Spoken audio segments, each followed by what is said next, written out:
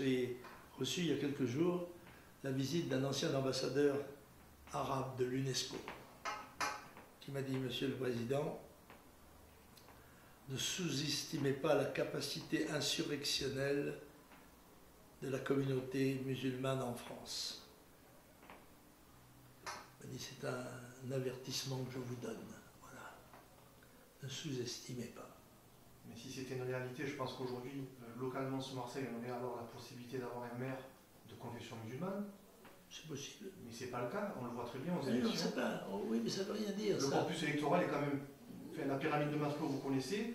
L'électorat musulman ou maghrébin, il est au premier niveau, il pense juste à une chose, c'est habiter quelque part et manger quelque part. Oui, vous avez raison, mais tout ne se résout pas par le problème électoral. Et vous avez vu, comme moi, des émeutes se produire dans les villes, dans des pays, en particulier des pays musulmans. Vous savez comme moi qu'à un moment donné, la folie gagne tout le monde. Et aussi bien, on n'est pas à l'abri.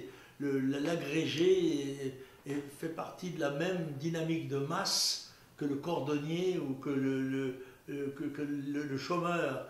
C'est cela qui est à craindre. Ce qui est à craindre, ce sont ces concentrations de jeunes, il faut bien dire, sans travail, sans encadrement, qui, dans des familles où on ne respecte plus la discipline familiale. Et là, je fais une différence entre les Nord-Africains et les Africains.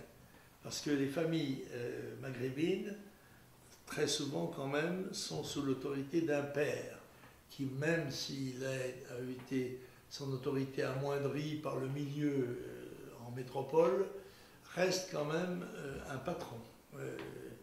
Alors que les familles africaines sont très souvent des familles monoparentales, où il n'y a pas de père. Le père, il est juste passé pour semer, et il est parti. Bon. Et c'est souvent, il y a 6 enfants, c'est pas le même père. Bon.